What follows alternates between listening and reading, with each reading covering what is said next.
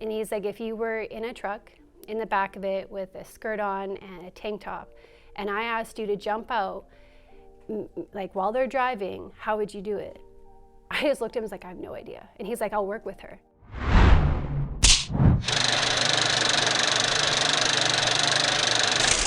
Welcome back to the Indie Spotlight Podcast, Season 2, Episode 9. I'm your host, Samuel L. Fronsman, and on this show, I want to help pull back the curtain to show you what it's like behind the scenes in the independent filmmaking world. Last week, I had the wonderful actor Keith Migra on the show, and today I brought on another amazingly talented actress and stunt woman as well, Megan Reneau. So Megan, thank you for joining me here today. Thank you for having me. So what can you tell people about yourself for anyone who might not be as familiar with your work? So I started in the industry probably about 19 years ago already. Started stunt training about 14 years ago. So I'm from Canada. I've now relocated to the States, and I feel like that's like a rite of passage for Canadians. So I guess, I started acting, I really loved it. I was in school, had a one-off stunt course, and I was like, well, this is it. Like, it just kind of like I lit up, and then I pursued that for a long time. Always still wanted to bring acting in at some point. Everybody said you have to pick a field and choose it. They were very against crossing those paths. But then during COVID, I kind of did come back around to acting. And now I get most of my roles because I can do stunts. So it worked out as a niche, I guess. Yeah, it went from don't cross those worlds to now because you can't cross those worlds, now it's like, we want to get you and we want you to act and do your own stunts. Yeah, I mean, it works, but I always tell people if I ever have a stunt double, I'm going to take that as an honor and give them the real footage and save my body for the days where I can't do that. Yeah. Fair enough. So what were some of your earliest experiences like in film when you were starting out? It was hard. So when I started, I was very shy. In every yearbook I was always the shy and quiet one, which is why we had to work on my mic before coming on. So my first one was, I remember because it was my first one, I was acting on a sci-fi, and unfortunately you can't find the video anymore, which happens a lot early on in our careers. We don't get our footage and that. But I learned a lot from it. I realized I had a long way to go. And I don't know, it just stuck with me because I think it hurt that I didn't get the footage. And I think a lot of actors, when they start out, have the same problem that I have. And so you're always looking for that next role. And so actually because of that, and I was in school so much for training, I produced my first film. I had a client, I did body sugaring, and she worked with the local archives. So we took a short story and then produced it. I wanted to use that as an acting opportunity for myself. And I remember this one very particularly because I kind of got screwed out of my own project. The guy that I had brought on for producing it and directing it, I highly recommended. So I brought him on. He warned me about a whole bunch of stuff in the industry because I was new. And then actually he did exactly what he told and warned me about, he did to me. And so I showed up on my own set. I got uncast from my own set, but fine, it was historically more accurate. So I accepted everything that he did, but I showed up as a swing PA, so I was kind of helping out all departments. I was first one on set. Not one crew member knew who I was. Everybody treated me like trash.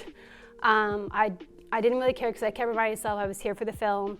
I wanted the project to be completed, and they did do a good job. It turned out really, really well.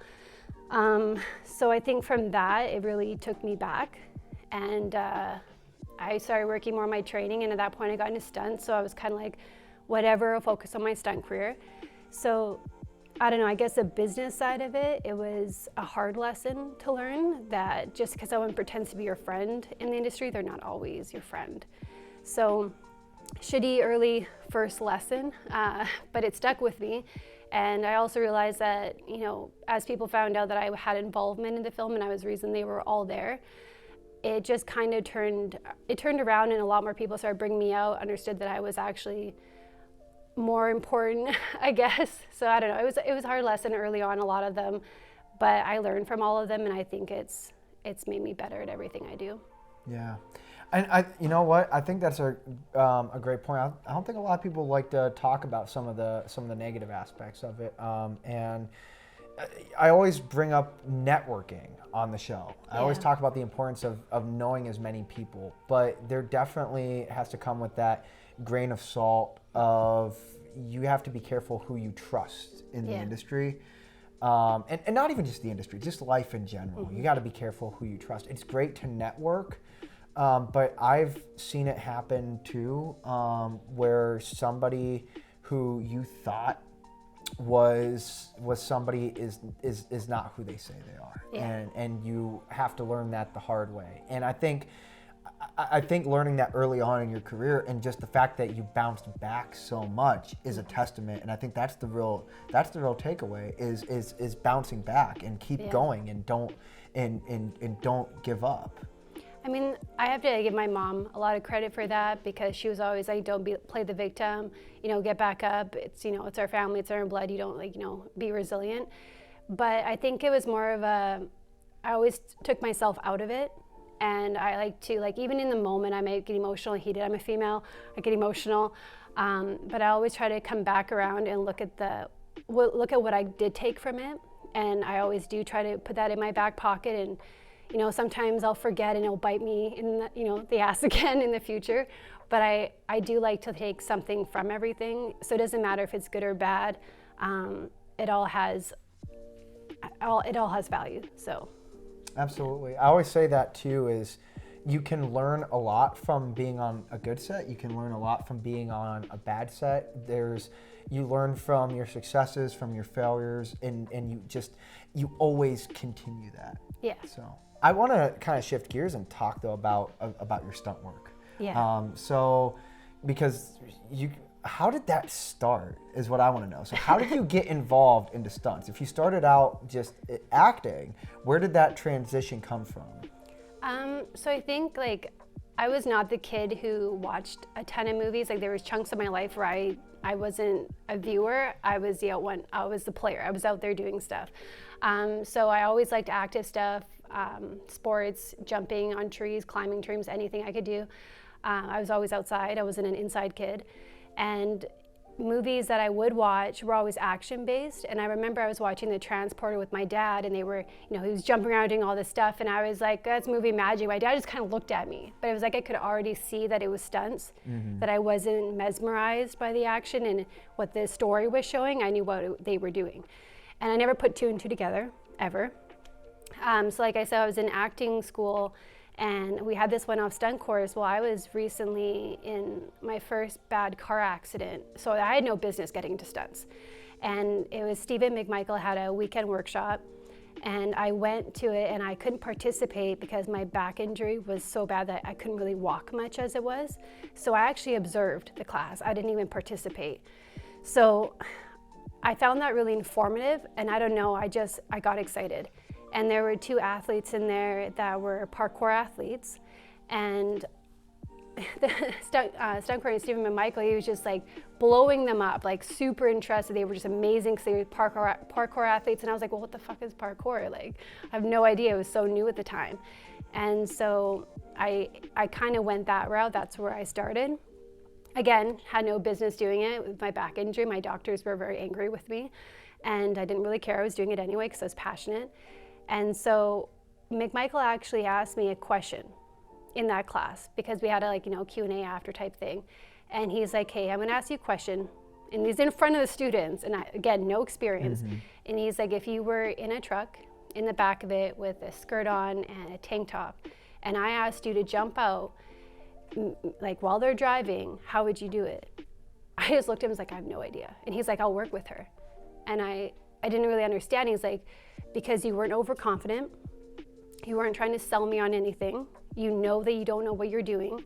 And he's like, as a stunt woman, you're not gonna have a lot of padding. You show him that you cared about safety first because you acknowledged you didn't know is the reason I'll work with you.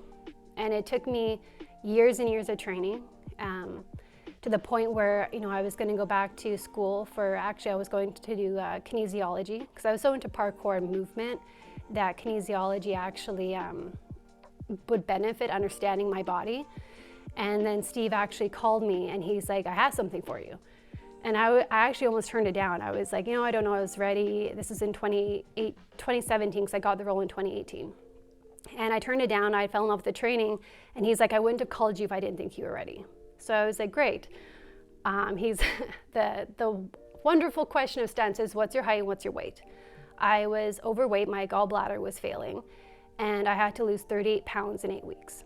And this is over Christmas and over Thanksgiving. And I know he still laughs about this. And so I lost the weight, and I got my first stunt role on Winona Earp. And it wasn't for who I was supposed to originally double for. I ended up doubling the mom, Megan Follows.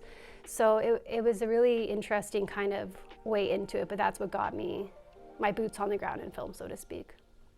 I love the fact that, and I think that's such a powerful story, and one thing that I think a lot of people can take away from, whether you're interested in getting into stunts or you're interested in getting into acting, or if you're just watching it, you're interested in some other aspect of filmmaking, it's this idea of when you answered, I don't know. And I think that's a key point there, because I always like to say, like, the smartest people are always asking the most questions. Yeah. If you pretend like you know everything and you stop asking questions, you stop growing, and you're not going to get anywhere. No, you're not. And it's no matter what you do. And it's also what you bring up too, is that determination and the resilience to do everything you need to do, even what might sound inhumanly, like, impossible to do. And you're like, well, I'm going to do it, damn it. And then you did. Well, so the part that no one knows about that is I was so worried about my gallbladder failing that I actually pushed the surgery to after losing the weight and after the job, because I didn't want it to get in the way of my job. So it might have been like risk my health, but I think I spent 15 grand. I hired 3 trainers, 1 nutrition, and I was talking with them almost every day. It's really hard when you're the muscle to lose so much weight. Like I was only like 135. Mm-hmm. The role required me to drop down to, I think, 110, 115. And because my gallbladder was failing, I was 150. I was the heaviest I'd ever been. And that was really challenging, but I refused to let it stop me from getting my first job. And it was my time to prove myself and to prove myself to Michael that I could do it. And he believed in me, and I think that was a huge motivational aspect. Near the end of it, my friends were kind of like, oh, that's awful, blah, blah, blah, because I was so weak that I had to sleep a lot. I had a lot of naps. So, I mean, like, looking back, it was hard. I know what I would do differently. I know I could do it smarter now, but I mean, that's kind of the stuff you figure out after doing it. So, I don't know. Yeah. Still alive, didn't kill me. And it's not to sound too cliche, but what doesn't kill you makes you stronger. Yeah. So, what my next question, I guess, would be is, so let's say that someone's watching us here today, a young person that is interested, they want to get into stunt work, but they don't know the first place of where to begin with that. What advice would you have for them getting started today in 2025? And just for them to know, I am bringing out my own podcast. So it's going to be bringing in tons of professionals from all over the world, and we're going to be talking about that kind of stuff. I'm going to get their advice for everybody too on what they think is a good way to start. For me personally, I think it's really hard to give a solid answer, because this industry, everybody does make their own way into it. It's unfortunate, but it's a different journey for everybody. Usually when people first get in, I say, well, fighting and falling is the bread and butter of stunts. Even though people will put fighting in a category separate from stunts, it's still kind of where you start because it's safer. So in stunt course, usually first when I bring you on set, they are going to put you in the fighting and falling. You're going to get thrown into a wall. You might have to fall off a car. You might have to take a right hook. You don't know, but like they want to see that you have those basic skills, because everything else is more advanced. So if someone didn't have training since they were kids, gymnastics, parkour, that's going to teach you how to fall. Any martial arts that is kind of, pick one or pick several, because they all kind of are similar in their own way, but different. But having something strong like that, taking stage combat classes, you can usually Google it, find it anywhere. There's tons of international workshops, so no matter where you are, you should be able to find one. Getting yourself in front of stunt coordinators. Like I said, Steve watched me for years before he brought me out, to the point where I didn't even think I was visible. So it always really shocks me when they reach out and they're like, oh, I've been watching you, you're doing so great, amazing, you're making a name for yourself. And I'm going, oh shit, you've been watching me. You know? So don't get discouraged, they are. They'll call you when they think you're ready, but it's always good to kind of take their workshops, see what they're doing. If you have new reels of training footage because you don't have professional footage, have something put together just to put in front of them. And just, I don't know, I think enjoying the journey, enjoying the training, finding what your special skills are. Some countries have registers. It's really hard, it's a career for them. So they have like different categories of fighting and falling. Gymnastics specifically, parkour would actually be considered a special skill. Riding, motorcycles, cars, horseback riding, fire stunts, water stunts. They actually break it down to categories and you focus on each one and you build them. And I don't even know if you're an apprentice and then you become fully registered, which then in those countries, if you're fully registered and you're full on, they know you're capable of every category. We don't have that here, so I think that's actually kind of a benefit for people in Western cultures, whether it's Canada or the US, because you can kind of, you have more flexibility. It's not as hard. I think it's easier to break through and get bigger stunts because you're not having to do so many different things. But if you're coming in later on in life, you kind of want to have a specialty. And that might be all you get called for, which is fine. A lot of people, they're just utility stunts. They do a mixture of everything. Some people are like, professional skydivers, and that's what they get called to do. So, yeah, there's nothing wrong with that. And it's kind of like almost like the stunt equivalent of being typecast as an actor in a way, right? Yeah, exactly. But I mean, it's what they want too, right? Because they know when they go out, they can do it safely. They understand it professionally, but they also understand it on the stage. If they're like, sometimes, you get accidents on set where stunt people, they'll die or get seriously injured. Now they could have been just stunt performers, but some of them are like pro racers, but they don't know the transition now of how to do that safely on a set because there's different moving parts to that. That's not basic. So that's a whole nother aspect that people have to think about if they're just professional sport people transitioning. If they're stunt people who are even doing professional sports, like I know one coordinator, he's like, I won't bring out professional fighters because they're too wild and they're more likely to punch people in the face, right? And like we've had our own incident with that, right? Yeah, I do remember that.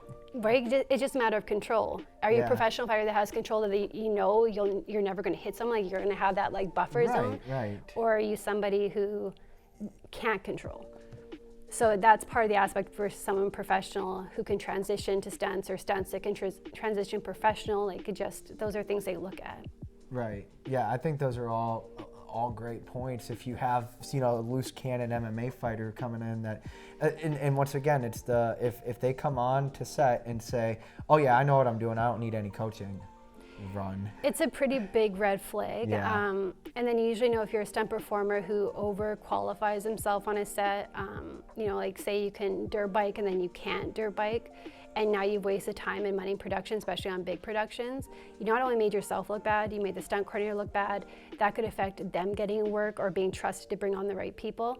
So you don't want to inflate your resume. I have skills I have on my resume, but if someone said, hey, usually the stunt coordinator is going to ask me, and they're going to ask me more than once. What's your proficiency at this? What's your level at this? And I'm going to be honest because I'm not there to make a fool of myself. I'm not there to hurt anybody. I'm not there to hurt any reputations or waste money and time and budget. So that's a pretty big one. It's honesty. It's honesty because you're better off, and in the long run for your career, you're going to be better off if you're being honest and true to what you're good at and what you can do. Yeah.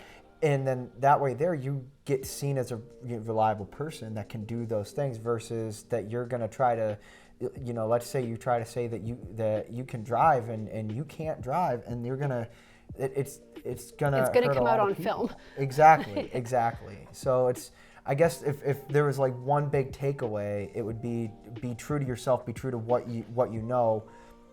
Always learn, but don't try to sell yourself as something that you're not. Sell yourself for what you are and be proud of that. Yeah, and you also don't want to sell yourself short. I know sometimes I'm really guilty of being like my first opportunity, I'm not ready. I don't know if I'm capable, but they will say, but you are.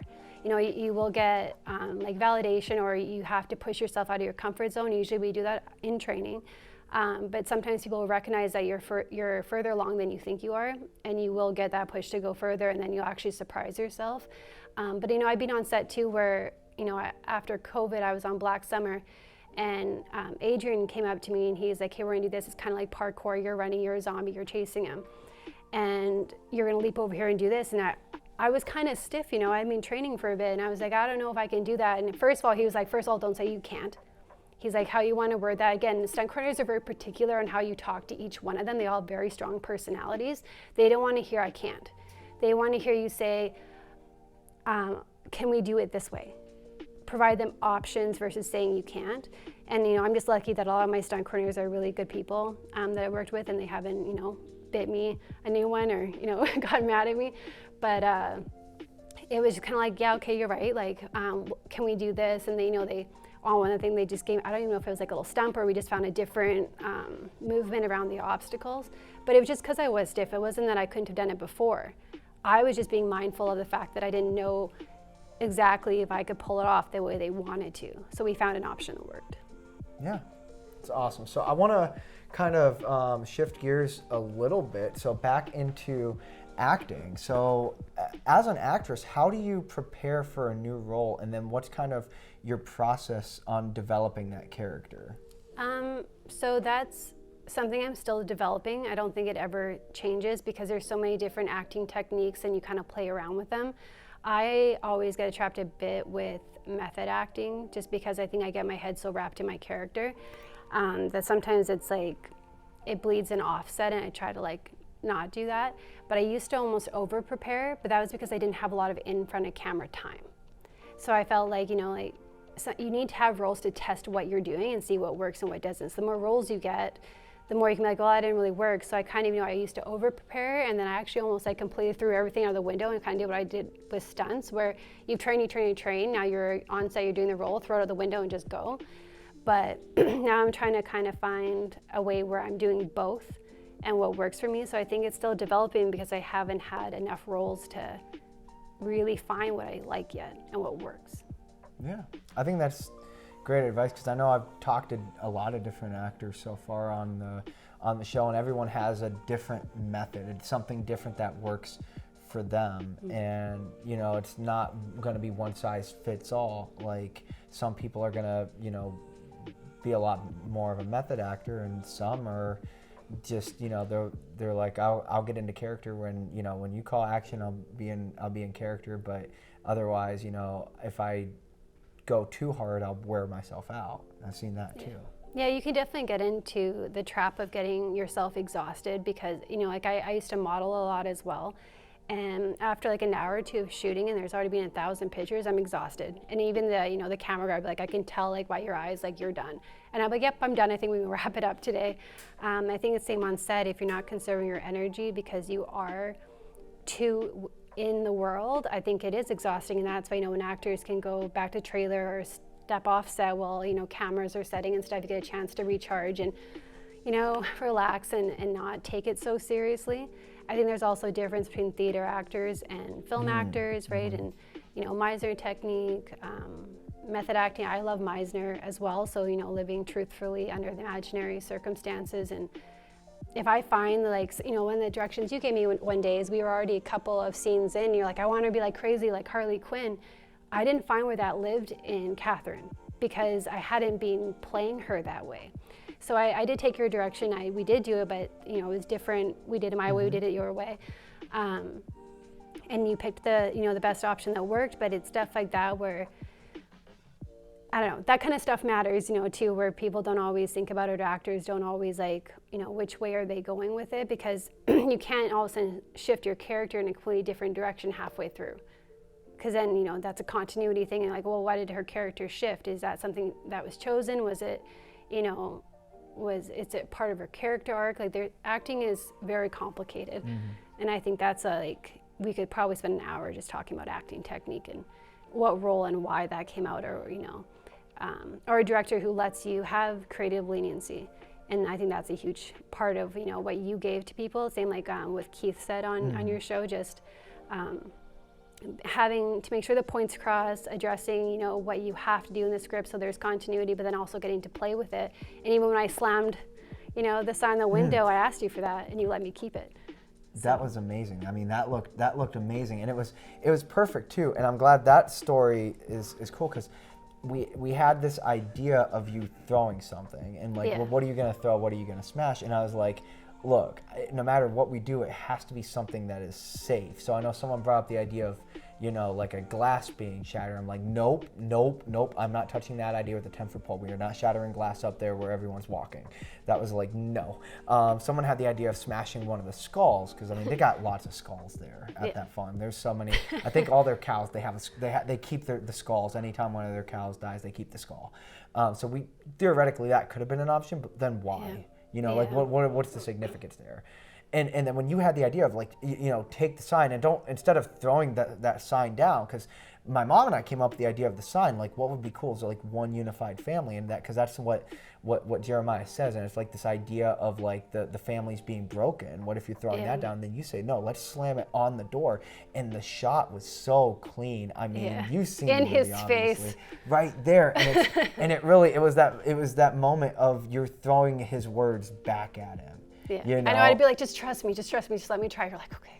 Yeah, and it's fantastic, and it made it, and that's why as a director I always do. I want to give my actors some freedom and some leniency, you know, and it is cool getting to have those kinds of conversations, because you know, sometimes in my mind, in my head, I'm seeing the character one way, but then talking about it more, then you come in with a different perspective of how you see her, and now we're kind of playing with those ideas, bouncing them back and forth, and you end up finding something that meets in the middle, because you gotta, and I'm learning this too, especially now that I'm starting to get more in front of the camera, and getting more in the line of thought of an actor, and it's just training me in a way of thinking more into that mindset. And if I'm gonna be playing a part, I gotta believe that I'm this character. I want to be in the world. Right. I want to know. So, like, if I'm playing a sleazeball cheating gambler, perhaps, you know, I want to be that guy. You know what I mean? So, and I'll sit there and I'll get myself into that mindset. But it can't be me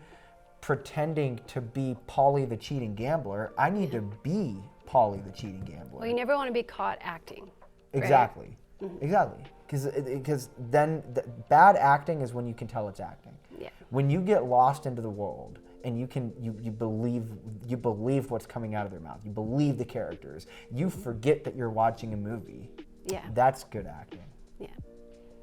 So, kind of staying on the topic of acting, but also kind of just shifting gears all around. So you've had experience acting and working in Canada, and then obviously you moved here to the States. What was that transition like, and what are some of the biggest differences you noticed between working in Canada, working here? So first I'm going to say that I came legally. I feel like with everything coming, you know, I worked a couple years for my visa, got it all together, and then, you know, paid my dues and came in. But I think it's really weird because, like I said earlier in the podcast, Canadians, it's like a rite of passage to come to the US. And it's hard because to even get that visa, you have to show that you're extraordinary in your skill set for stunts and acting. So I'm getting, you know, opportunities to be on big sets. I'm traveling internationally for training, which helped me get my visa to come here. And so it's weird because I had bigger stuff I did in Canada, but I was still not a name. And then I come to the US and I'm doing stuff that, you know, people may not know is unpaid or, you know, whatever, if it's indie or if it's bigger. And, you know, I'm hearing back from, you're making a name for yourself. I'm like, but I did bigger things there and I was not recognized. I can come here and there, you know, I do the smallest thing and I'm getting recognition. And I just find that there's a spirit in the US. I don't know if I would say like maybe team player, teamwork, but there's just so much support here. And it's crazy to me that it's like that. It shouldn't be like that. And, you know, Canadians always, you know, if you're in a smaller province like Vancouver and Toronto are our two big hubs. And then when Toronto and Vancouver lose their big roles to LA and New York. So it's like this weird like pyramid thing. Mm-hmm. And I know a lot of people are like, why did you move to Ohio, all the, you know, the States? And, you know, like I was just lucky that I met people here and that's why I'm here. And I never really, I know I was in Calgary before, I never believed you had to be in a big hub to do something. I felt like you could be wherever you are, and I mean, in our age in film, we kind of have that opportunity. We don't have to move to the big hubs. But I don't know, I think that's just the biggest difference. I feel like there's way more support behind people here, and I feel like there's a lot more opportunity and people willing to give you chances. So I don't know, I wish it was like that in both places. I became union really, really early on because of Stunts in Canada, so that's a big difference. I came to the States and I haven't transitioned to union yet, but that was just because I started in Stunts. I never got real footage as an actor, so I came here and I'm working, with the independent scene more just because I wanted that real footage, and there's more opportunity for that here. I feel like the independent scene's a lot bigger in the U.S. just because probably so many movies are bigger here too. But I don't know, I feel like it's been hard to transition a bit because you go from kind of being set up to having to restart. So that takes, a couple of years where you might have to step back and then rebuild to where you were. But you're taking everything you've learned and you're figuring it out again. I don't know. Yeah, I hope that answers it. It's kind of hard. I'm still figuring it out. No, it's cool. And I was curious about that too personally, because I know you've done bigger stuff. Like right off the top of my head, I mean, you were on set for The Last of Us. I mean, that's nuts. I love that show. Yeah, so I mean, The Last of Us, I didn't get on as Stunts, which was really heartbreaking for me, but I did help some of my friends audition for it, and they got on, which was really cool, and I got to hear all the stunt stories still. But I got on as an AD, and yeah, in Canmore we had, I think, 300 background. The AD team was huge. I was more just utility. And I had I had my own little group of background, so I'm sure if they see this, they'll be super happy, but they called themselves my Ocean Aid. And yeah, you're kind of in charge of them, and there's so many cameras rolling. I got to work with first camera, second camera, third camera, calling them, getting them ready, letting the first AD know. We had, I think, different directors for every episode, I believe. So that was really different because people would have directors they liked having come on and ones that they were unsure about. But being The Last of Us was crazy because they'd make the whole sky rain. Like the sets were so huge and they were in development for a long time to get ready for shooting. It was just a crazy experience to be on, and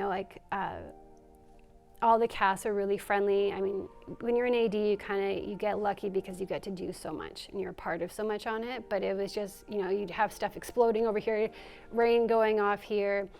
Watching the stunts on set, I mean, of course, I always got a little bit jealous because I was rooting for them. But we were all like, "Fuck you," but I love you. You know what I mean? So it was really fun to be a part of it, and it is huge because everybody knows it. So if I talk about it, they're pretty aware. Yeah. Oh, absolutely. So over the years, what are some of the funniest? Actually, it's ironic. We were having some funny on-set moments just a few minutes ago before we started the podcast back up.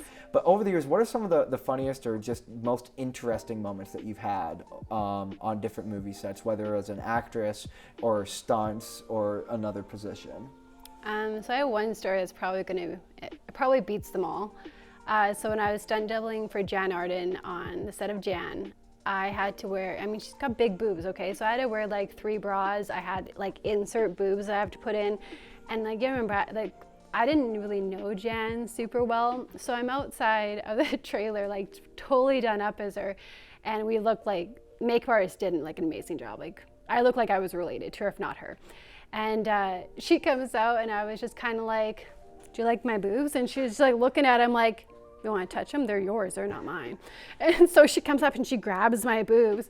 And again, they were all padding, so they really weren't mine. And it became almost like a joke, a running joke. And so every time I put her boobs on, I'd usually do the same thing. I think even the episode where Sarah McLachlan was on, in front of Sarah, I was just like, "Hey, Jan, want to touch my boobs again?" And of course she did every time. So that set was really, really fun because Jan is just such a character and so much fun to work with. So that's one that I'll always remember, and I even bought my own set of boobs, and so every time I see them now, I always think of Jan.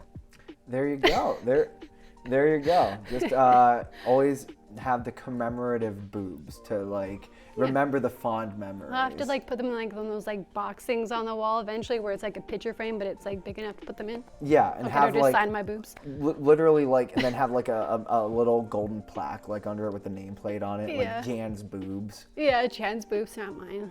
Don't have big enough boobs. But it was funny because I had to put on 3 bras. I remember bringing the fitting and they still weren't big enough. So yeah, it was memorable. Yeah. Well, if you had to fall forward, I imagine you at least were better cushioned. It was, and that's also why I bought the extra boobs. I'm like, if I have to, double for anybody with bigger boobs again, I got extra padding now. Yeah, exactly. And I did fall on my face. I fell off a treadmill for her, and had to fall flat on my face. And afterwards, like, I didn't feel a thing. Those babies cushioned me and prevented me from smoking my face. See, double benefit there. It was double benefit, double D's. I don't know what they were. They were huge. So, shifting gears a little bit, what would you say? Because anytime I have any actor on the show, I always love to ask this. What do you think are some of the traits that make for a good working relationship with the director? I think it's being part of a team. Everybody, all the department heads, the director, we're all there working together. We all have a creative vision. And sometimes you're going to butt heads, but it's how you communicate, you work through those things, and you come together and you still make it happen. Even when I was a stand-in on Ghostbusters, all the stand-ins, we were like the kids, and we were like, oh, the dads are talking, because they'd get frustrated in their little circle working out some sort of detail. But it was the way they always came together in the end, and how they communicated with their actors. I've noticed directors who do offer that creative leniency, they're always supportive of their actors to make sure they're getting whatever they need. They try to keep, any of the bad juju going on and set away from their ears so that they're not, concerned with it, especially if they're emotional states. I don't know, there's a lot that I could say about it, I guess. So then on the contrary, what do you notice? Because I'm sure you've seen some bad directors in your time too. Yes. What are You're not one of them, don't worry. Thank you. Yeah. You fit in the good category of what I was talking about. I appreciate that. Yeah, secretly I like to bring on actors from that act in my movies, so that way when I ask them, so what do you think makes a good director? They just start describing me, and I can sit here and get my nice little ego. A little ego scratch. Yeah, Like a puppy. But no, but mainly the real reason I ask this is because I know that a lot of people that watch this are into the directing side, and they wanna write their own movies, they want to direct their own movies, they want to produce their own movies. And there's so many mistakes that a lot of green directors are going to make that if they can pick something up from watching one of these podcasts and say, hey, look, okay, I better make sure that I don't do this. Like, what would you say that is? I think it's almost in your question. I mean, be prepared for things to go wrong. Like you were talking even like with Keith with that, it's really important to not over worry too much, like have the time in your schedule, maybe have pre-planned pickup days if you're worried, just as cautionary, just in case. A lot of new directors and first-time movie makers aren't going to have necessarily the budget for those mistakes to happen. They may have a location for just one day. So, prioritizing the scenes that you have to get done that are detrimental to the story, and then if we have little bonus scenes that are important but could be cut if you had to, if you didn't have time, scheduling around that. You were really organized with your schedule, which really did stand out. And I mean, I wouldn't be on your podcast if I thought you were a shitty director. I would have not come here like the plague. So that says something.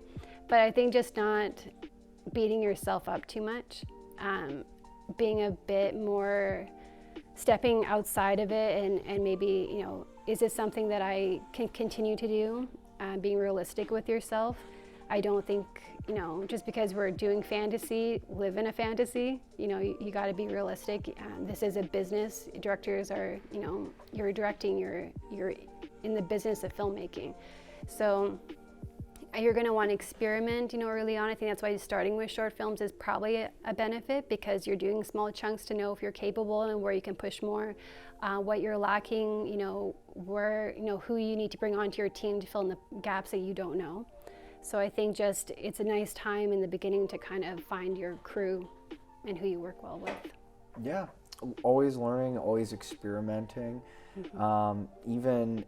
Even after you've done a feature film, I mean, take a step back. One thing that I've done is I've looked at the entirety of In the Hands of Fate, and I can pinpoint, hey, this I did really well. I'm going to keep doing this. And I can look at something else and say, man, I should have not tried to do that, or I should have tried to do this a different way. Last week, see, I'm wearing a different shirt, so it was last week now. No. Last week when I had Keith on the show, you know. I'm sorry. Oh yeah. Last week when Keith was on, we talked about an extras wrangler, someone who can help with background actors, because it is a lot when you as the director want to focus on working with your key talent, and you have 15 cult members in the background who need to be doing something more than just awkwardly standing there and looking at the sun. Yeah. So it's little things like that though that you learn, and it's important you making those notes that hey, look, it's okay to make mistakes as long as you can then learn from those mistakes. When you have to learn when to delegate, right? And on that day where you had background, you knew that experienced as an AD, wrangling background and doing that too, like on The Last of Us. So you had me go over and talk to the background performers, and some of them they didn't know who I was. They didn't even know I was an actor on the show, but I just say, I'm an AD, I've had experience, I've done this. Like talking to Sam, he asked me to come over here, here's some direction, so there's some movement. Working with the direction that you'd given them before I had gone on to set as well. But it's just learning to when to delegate, because you didn't have time. You had a lot going on, right? And when you're an independent filmmaker, you are wearing usually multiple hats. You don't have the luxury of a bigger set where there's a department for everything, where you're all working as a team and you don't have to worry until the director gets on set and is like, why isn't this location prep the way we talked about? That's a little bit different, but they have that time and stuff because they have the budget, they have more people involved. But when you have so many hats, sometimes even a cast member like myself, you have to offer a hand, make sure that it gets done. And if I have experience, I could say, hey, I can go do that for you, and you said yes. So yeah, and that was amazing that you were able to do that day, which that was the park with the homeless camp, and it's a hot day. It was a very hot day. It was a very, very long day. Yeah. We were there. Well, y'all got to get there a little bit later. You guys had a little nice late call time. We did. But then at the same time, then you didn't wrap until later. So I had some people that got there really early with me, and then they also wrapped early. Then I had people that got there later, wrapped later, and then you had me, who I was on set from about 8 a.m., and my day wasn't done until about 10:30 p.m. when I was checking one of the other actors that drove a long way to a motel that he was staying in. Yeah. So, but that's why it was so important having you there to help with those extras while I'm working with Adam and Keith, and we're walking down the trail and they're doing their scene, and then we need the homeless people to do something in the background, and you were able to do that. Or then the night before, you stepped into another role. You were the stunt supervisor. You helped choreograph that whole fight scene. And I remember I specifically reached out to you about that and said, hey, you're not acting on this day, would you want to help choreograph this fight scene? Because I'm coming at it from the perspective of I don't know half as much about fight choreography as you do. You're going to know way more about this than me. I know ultimately what I want it to look like. I don't know exactly how we're going to get there. I can give you the vision, and then you can choreograph it to make it look good. And I mean, that was another huge plus there too. Well, and I think it's good to talk about what we're discussing right now, because I think a lot of even in my earlier training, some actors, they just want to act, some stunts just want to do stunts, and that's fine. People can choose just to stick in the category they want to be in. But I've jumped around a lot of different positions, and as an actor, doing stuff like the background wrangling, it gives you a bigger perspective of everything going on behind the camera, which actually made me way more comfortable in front of the camera, especially being very shy and quiet most of my earlier years. So it actually helped me understanding what the crew's focusing on. Somebody who gets stage fright, you stop because you're like, they don't care. They're working on so many other things that they need to pay attention to in this scene or whatever is going on, that they just want you to act and do your job. So I mean, being able to jump into crew positions is really, I think, beneficial. And then you understand, really how it is a team, kind of like theater. You get to experience so much more. And then with the coming on to help you with the stunt fighting and coordinating that scene, I haven't had a ton of opportunity to be the coordinator or the fight director, and sometimes it's very frowned upon in our industry, like in our feel to step into that too soon. But what's nice about smaller independent productions for someone who's a stunt person and whatever they're doing, it gives them a chance to kind of step into that role. Because stunt coordinators and fight directors are going to be like, oh, you weren't paid for this, whatever. They don't really care then if you're experimenting and trying it out. So it was also really nice that you let me come in and see where I was at as a coordinator, as a fight director, and see if I was able to manage it. So it was actually a really nice opportunity that you gave me as well. And I think you did a tremendous job with them. If you watch if you watch the fight, it's a short fight, but it's very. It cut together so well. Yeah, we got lucky though. That's real. We got lucky. Yeah, but it's not luck though. What it is it's patience, it's dedication, and especially when you're working with, some actors are coming in with varying levels of experience in that.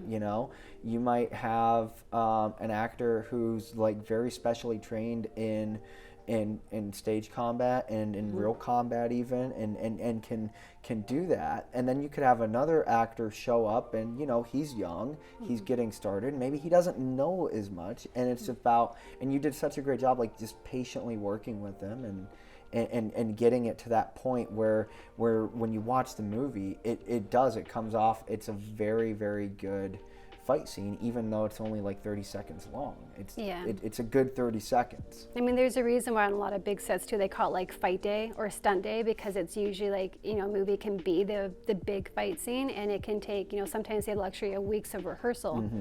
Again, on an independent film, you might only have 4 hours and, allocating some time for rehearsal so then we can get to filming and get all the different angles. So it is a lot to think about, and do you have the luxury of time? Do you have the luxury of rehearsal, or are we got minutes to this? Right, and I'd love to be able to do. That's one thing too. If one thing I'd love to do, especially for scenes like that, is I'd love to be able to allot more time to rehearsal. But there are those limitations when, like for instance, someone was coming out of Columbus, and it's hard to like schedule that earlier rehearsal time, because is he gonna come out from Columbus all the way up to Canton, for just a rehearsal? And so instead it's like, try to come a little bit earlier and block out that extra time of, if we can really lock this down beforehand, then when we start shooting, it can go smoother. So yeah, you do want the rehearsal time, because then you can work out anything that's not going well, so when we get to camera, it's more efficient. Exactly, because that's then you really do want it to just move like a smooth machine. Like we're going from, all right, we got this shot, so we're covered from this part of the fight. Let's pick it up now from where we're now on the ground. And let's go from there. Yeah, finding the angles so you can cut and put it together.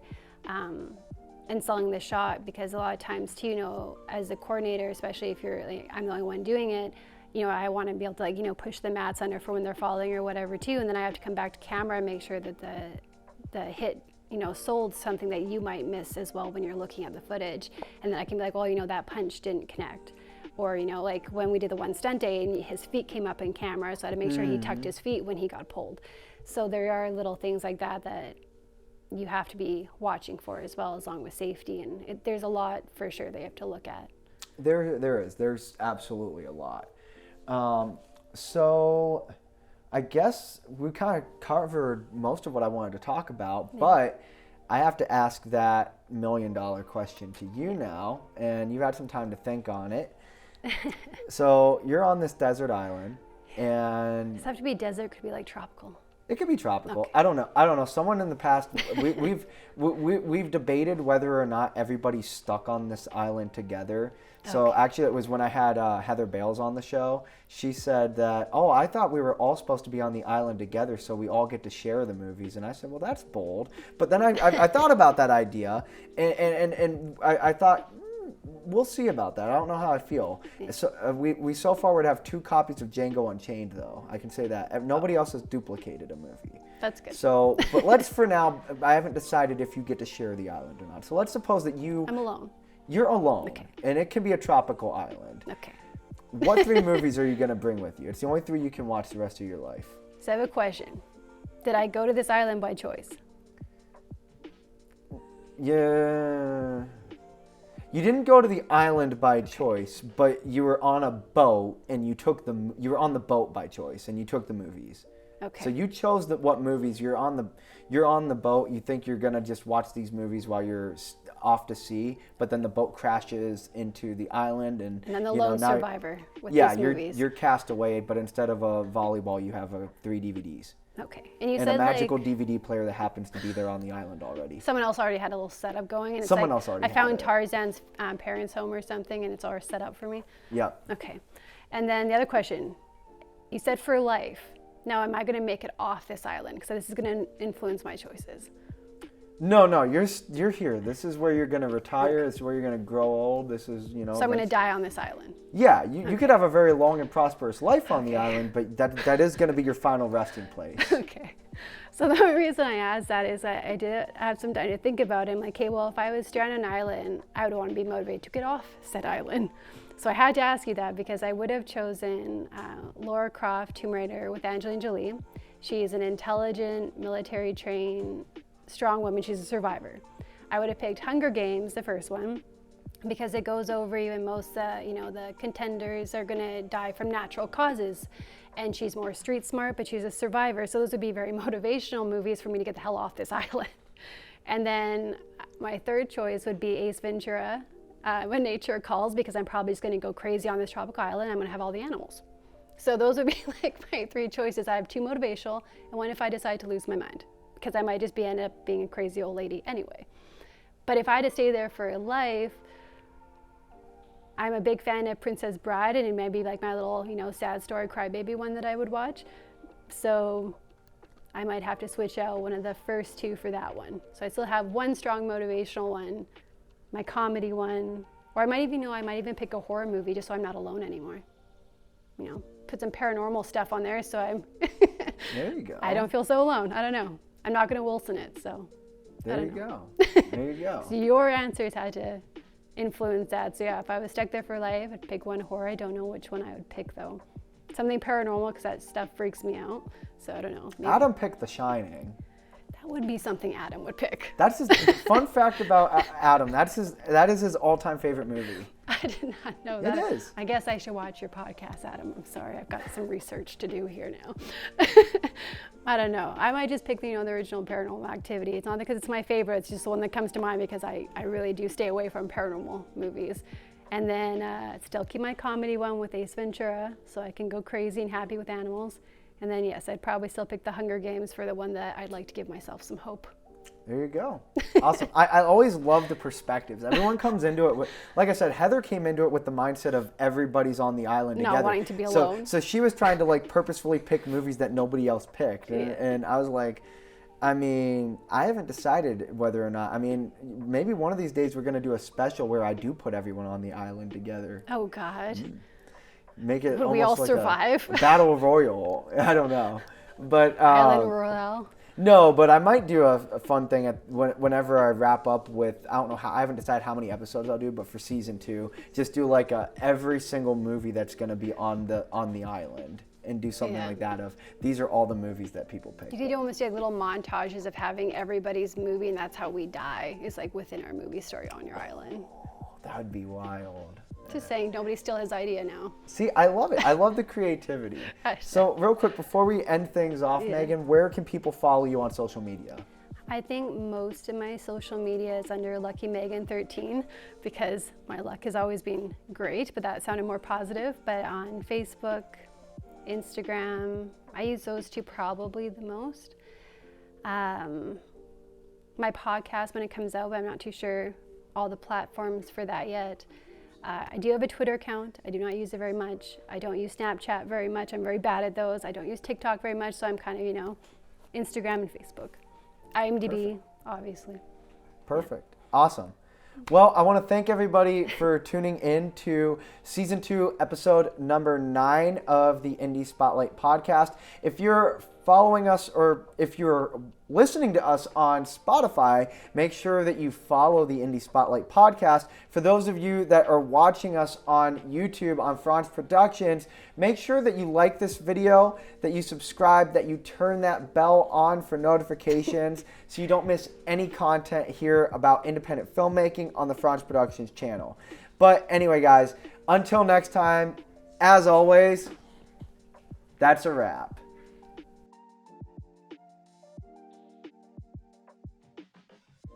After the wrap, I want to add in one more blooper.